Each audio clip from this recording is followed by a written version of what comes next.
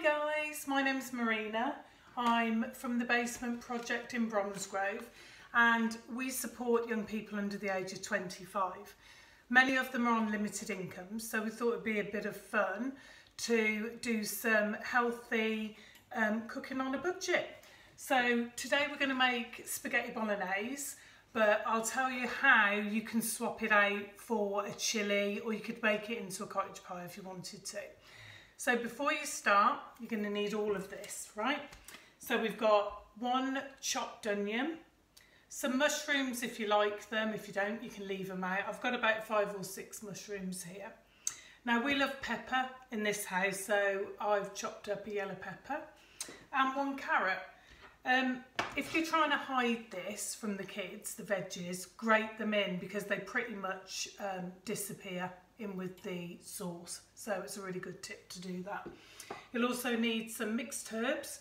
You can use fresh if you want, but these are really cheap and they last forever in the cupboard. Tin of tomatoes, and as I'm going to do spaghetti bolognese today, a pasta of your choice. Now I've chosen spaghetti because that's my favourite, but you can choose anything: penne, fusilli, bows, whatever you like. And I'm using a small pack of mince, which I got on a yellow sticker, absolute bargain, keeping it well within a tight budget, so that's great too. So we're going to start off. I want you to turn your hob on to medium heat, not too high because you don't want it all spluttering at you. Just get your mince and pop that in the pan. I'll turn that up a little bit. Okay. So break the mince down so it will be stuck together when it comes out the packet. Now, if you wanted to make this vegetarian, just use corn. So I'll just break that up a bit. Hopefully the cooker will get going in a minute. Okay. When you've broken all of that up, you can chuck your onions in. Okay. So in go the onions, and just get that all mushed in together. If you've got a frying pan, use a frying pan, but if not, use a saucepan. Doesn't make any difference. You'd need a fairly large saucepan, so go for the biggest one you've got really. And again, this will easily feed 3 hungry people.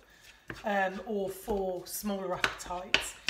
If you want to double it up because you've got a larger family, or you want to freeze half of it, that's always a good idea as well. Okay, so we'll just wait for that to start frying. You don't really want to get any colour on the onions, so don't have it too high. I haven't used any oil, but you could use a spot of vegetable oil if you wanted to. I just find the mince has enough moisture in it really that it doesn't need it. So, right. Okay, so been frying the mince and onions for about 5 minutes. I don't know if you can see that. So your mince is nearly brown. Put that back on the heat. It smells really good already. Okay, next I'm going to go in with the chopped up carrots. Try and keep everything a similar size. So your onions, your carrots, your pepper if you're using it. Your mushrooms are okay if they're a little bit larger because they cook quicker. So put your carrots in, and then we're going to put the peppers in. It's a good idea if you do like veg to stick them in because it bulks it out, and I think the pepper probably cost me about 35p and a carrot's about 10p, so they're really cheap ingredients, add to the flavour, but they make a small pack of mince go a long, long way when you're making a sauce like this. Okay, so we've gone in with those veggies as well. Right. I'm too lazy to peel and chop garlic, but if you were going to use fresh, just use about 1 to 2 cloves, depends how garlicky you like it really. I'm using the tube. Again, this lasts for ages. Once you've opened it, stick it in the fridge. So I'm going to do about 1.5 teaspoons, okay? and then stir that into your mince mixture. Okay, give it a good stir around. Okay. I've also got some tomato puree, and that just adds a little bit of depth to the flavour of the sauce. But again, if you haven't got it, doesn't matter, you don't have to use it. So about, oh, it's not open. Right. Probably about 1.5 teaspoons again of the tomato puree. And cook that out now for a couple of minutes, just because tomato puree, if it isn't cooked down, can be quite bitter. Some chefs will add maybe 1 teaspoon of sugar to the sauce just to offset any bitterness from the tomatoes, but I think if you cook it down for long enough you don't need to do that.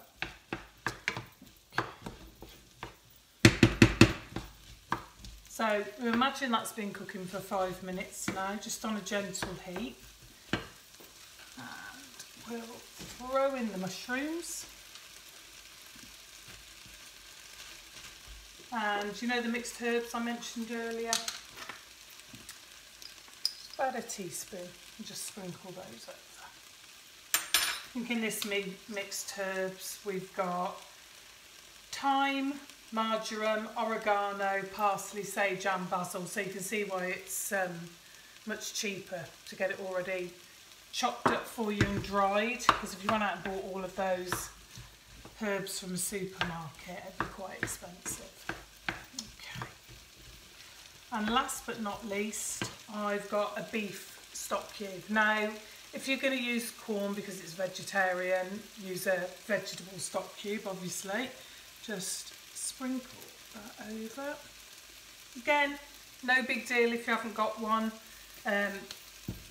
It just, again, adds a little bit of depth to the meaty flavour of the sauce if you do put a beef stock cube in. Okay. A good stir. Whoops, making a mess of my cooker. Okay. Right. Tin of tomatoes. Can be chopped tomatoes or plum tomatoes.